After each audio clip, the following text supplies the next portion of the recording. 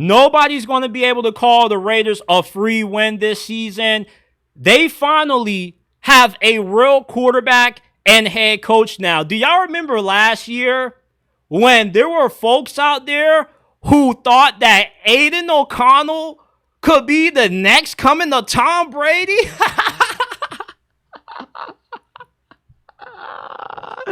And y'all may think I'm trying to be funny. No, there were really people out there who thought that AOC would have been the second coming of Tom Brady, and they thought that Antonio Pierce would have been great value Mike Tomlin. Look how that panned out. So you don't have to deal with another offseason of just gassing up anything just for the sake of blindly being optimistic about the Raiders. No, the Raiders actually have a real reason to be excited about this team this year. You got Geno Smith, who's going to give you solid quarterback play, who's going to keep you in games, possibly win a good amount of them, especially some games that you have no business losing, and you pair him back up with Pete Carroll, the head coach who had Geno Smith playing the best football of his career when nobody expected it.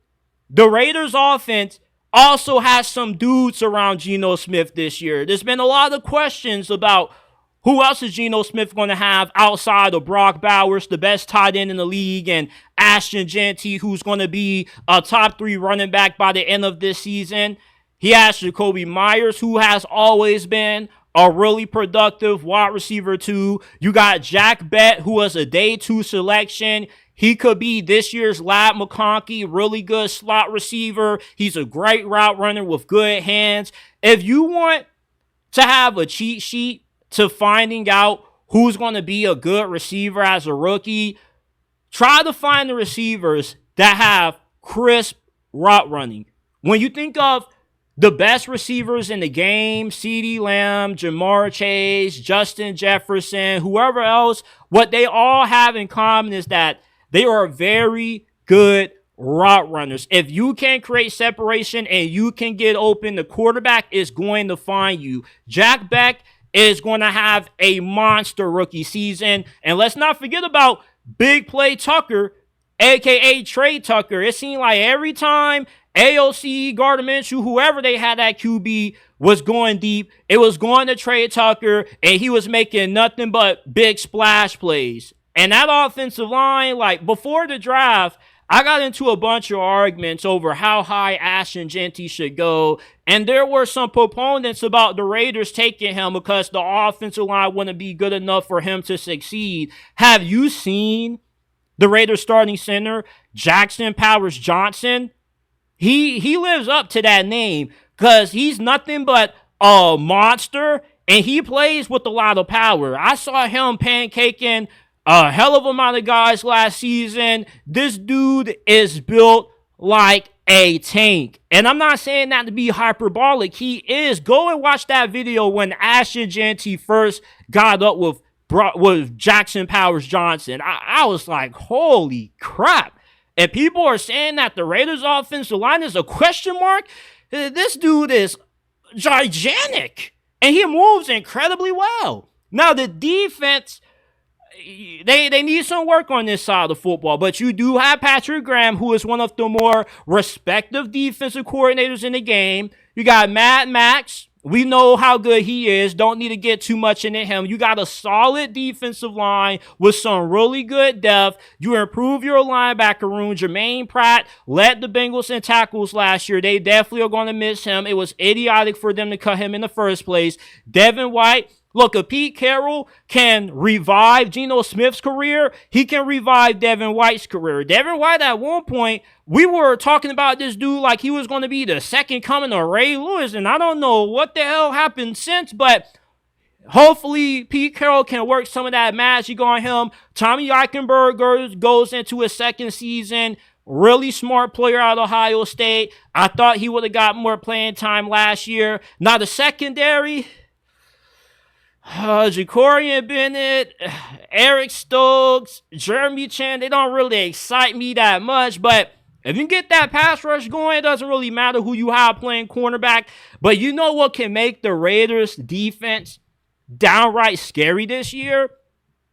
If you can get a healthy Christian Wilkins. Can you imagine the duo of Christian Wilkins and Maxx Crosby? The amount of hell that they're going to raise on opposing offenses? Now, I don't know when Christian Wilkins is going to return. He was supposed to already done healed from his foot injury that he suffered last year, but it's the Jones fracture. If you remember the Kevin Durant injury that he had with OKC, when he had a Jones fracture, it kept him out for some while. And there really is no timetable for return when it comes to a Jones fracture, but he should be ready to play at some point during this season. And when he comes back, this Raiders defense is going to look completely different with him on the field, because now you're going to have two of not just the best pass rushers in the league at their respective positions, but also two of the best run stoppers in the league at their respective positions. And if you want to run away from Maxx Crosby, how are you going to try to run away from Christian Wilkins? When you have a dominant defensive tackle, it changes your approach on offense, because they just can blow shit up.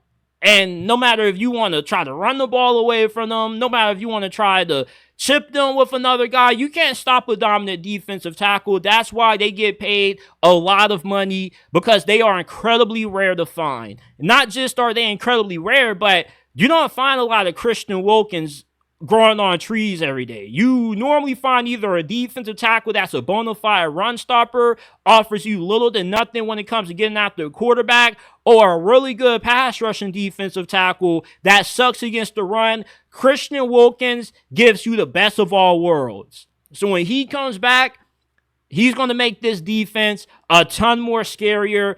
And overall, when you see the Raiders on your schedule this year, do not mark them up as an automatic win, because they can beat anybody on any given Sunday, no matter if it's the Kansas City Chiefs, the Baltimore Ravens, the Philadelphia Eagles. You can line the Raiders up with any of the best teams in the NFL this year, and there's not a single game that they don't have the ability to win. They're going to be a scrappy team. They're going to fight. They're going to have a lot of high energy. For Pete Carroll to be the oldest coach in the NFL, the dude never looks like it. He's always hyped up, energetic. He's practicing with the players. I'm like, Pete Carroll, slow down out there now, buddy. So slow down out there now. You don't want your heart rate, you don't want your blood pressure going up too much. But for somebody to be this old, Pete Carroll has the energy of a 23-year-old. He has more energy than me, and I'm 23.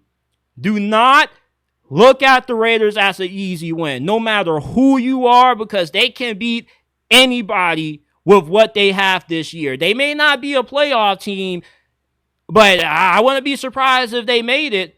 This is a formidable squad. It's not going to be a walk in the park when you play the Raiders anymore this year.